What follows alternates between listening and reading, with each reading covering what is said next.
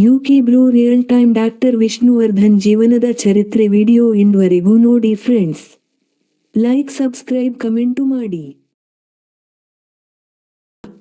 Vishnuvardhan September 18, 1950 December 30, 2009 Kannada ಚಿತ್ರರಂಗದ ಅದ್ವಿತೀಯ ನಟ, ಸಾಹಸ ಸಿಂಹ ಎಂದೇ ಜನಪ್ರಿಯರಾಗಿದ್ದ ಮೇರು ಕಲಾವಿದರು.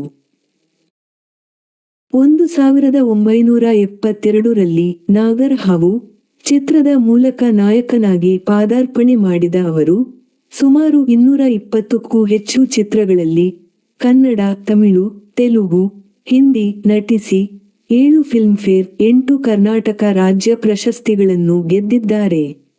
1, 2, 3 ಡಾ. ವಿಷ್ಣುವರ್ಧನ್ ಅವರ ಜೀವನ ಚರಿತ್ರೆಯ ಮುಖ್ಯಾಂಶಗಳು. ಬಾಲ್ಯ ಮತ್ತು ಶಿಕ್ಷಣ. ಮೈಸೂರಿನಲ್ಲಿ ಜನಿಸಿದ ಇವರ ಮೂಲ ಹೆಸರು ಸಂಪತ್ ಕುಮಾರ್. ತಂದೆ ಎಚ್. ಎಲ್. ನಾರಾಯಣರಾವ್ ಕಲಾವಿದರಾಗಿದ್ದರು. ಬೆಂಗಳೂರಿನಲ್ಲಿ ವಿದ್ಯಾಭ್ಯಾಸ ಪೂರೈಸಿದರು. ಚಿತ್ರರಂಗದ ಪಯಣ. ಪುಟ್ಟಣ್ಣ ಕಣಗಾಲ್ ನಿರ್ದೇಶನದ ನಾಗರ ಹಾವು ಚಿತ್ರದ ರಾಮಾಚಾರಿ ಪಾತ್ರ ಇವರಿಗೆ ಭಾರೀ ಜನಪ್ರಿಯತೆ ತಂದುಕೊಟ್ಟಿತು.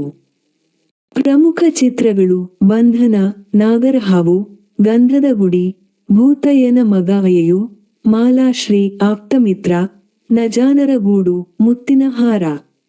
ಬಿರುದುಗಳು: ಸಾಹಸ ಸಿಂಹ, ಅಭಿನಯ ಭಾರ್ಗವ, ಮೈಸೂರು ರತ್ನ, ವಿಷ್ಣುದಾದ.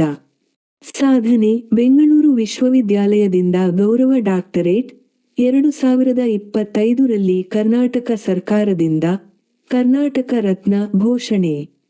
ವೈಯಕ್ತಿಕ ಜೀವನ. ಖ್ಯಾತ ನಟಿ ಭಾರತಿ ಅವರನ್ನು ವಿವಾಹವಾಗಿದ್ದರು. ಇಬ್ಬರು ಪುತ್ರಿಯರಿದ್ದಾರೆ. ಅಂತ್ಯ.